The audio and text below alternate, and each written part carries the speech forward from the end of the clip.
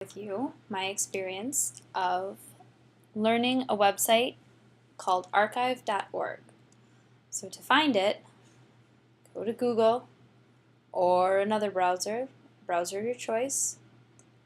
Here up in the search bar, we type in archive.org.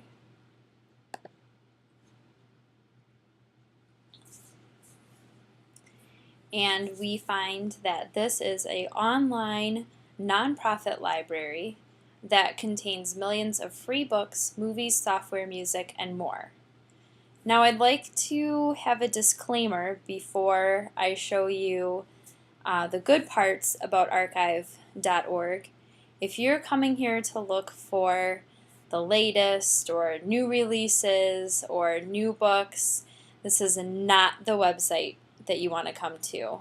Internet Archive, I found, has a lot of great collections of older materials and rare books that date back into the early 19th and late 18th century, which is great in its own right. But do not come to this website if you think you are looking for anything on tomorrow's bestseller list.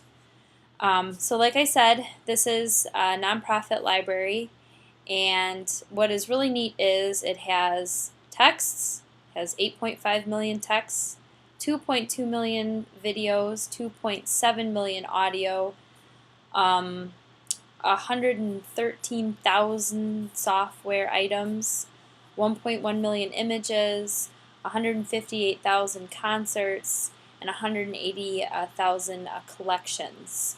So these are your main tools right here.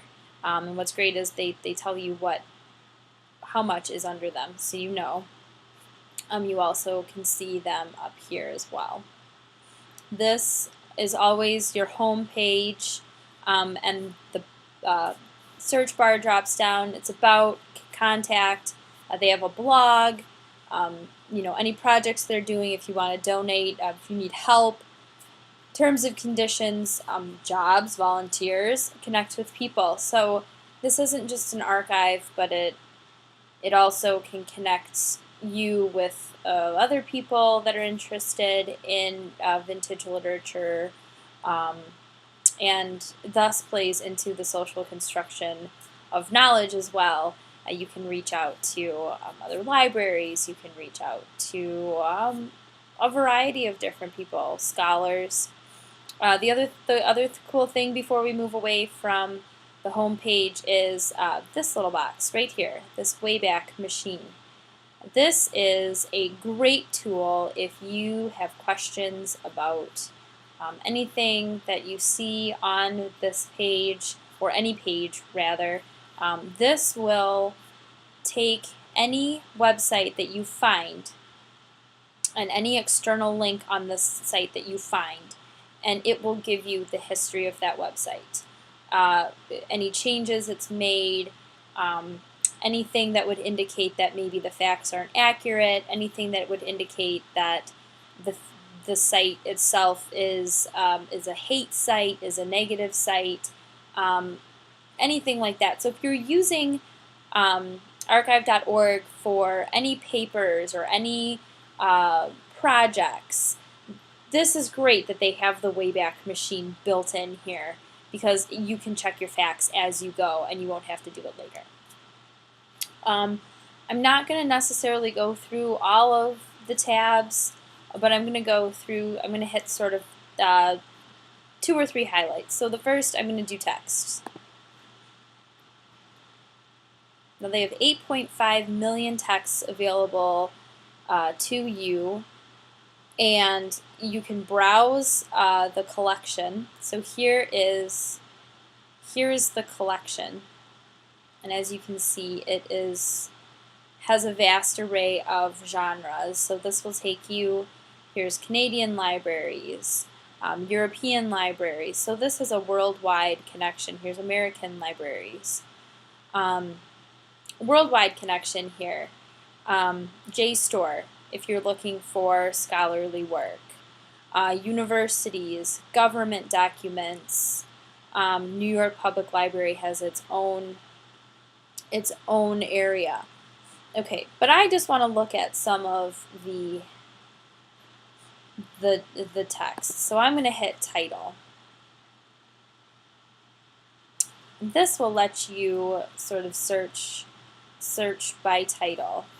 As you will see as these pop up, you will see that these are aged text. These are texts from, the 1800s, early 1900s. But what's really cool about this is you can scroll through, and I found a text that I thought was interesting. They have them in different languages. But I found a text I thought was interesting. It was a children's book. And if I want to be fast about it, I can actually go up here on the right-hand side and probably find the children's section instead.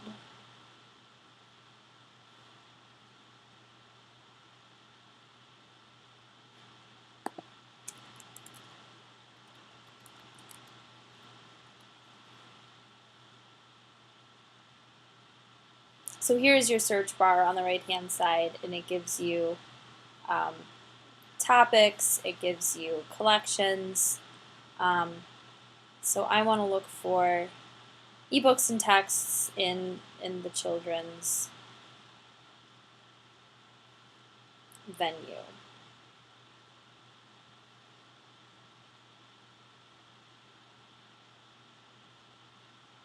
Actually, I might just go to young children. And you see that in the young children, you have 42 texts available to you.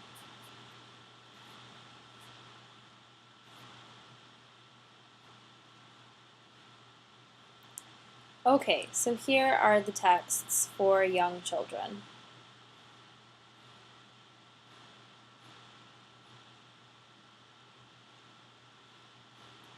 And what you can do is, okay, here is a dance. Dance for young children. Finding magic in the moment. So this is from Eric, and it gives you the publishing information, and it also gives you the title, and it also will give you an abstract. It'll give you an abstract, what language it's in, how many pages it is. Every page will give you as much information about this book as this site has, which is great. You also have some download options. You can download it to a Kindle. You can download it to full text, stuff like that.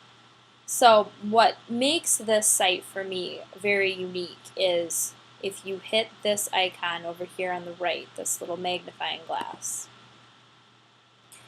the book will actually pop up.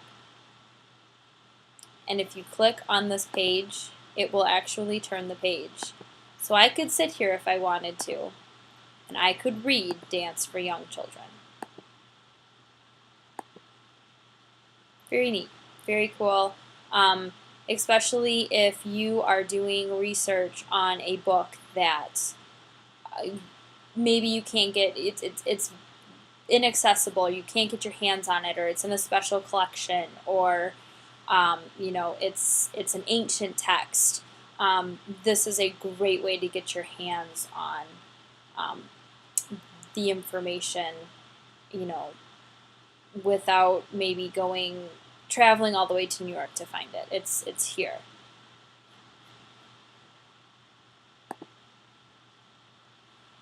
I'm going to return to the home page, and I want to look at audio. So audio can mean a lot of different things. So here's free music, here's free audio, and again, you get this home page that has various different collections, various different genres, radio programs, old-time radio, Here's Grateful Dead for all you rockers out there. I'm interested in audiobooks and poetry.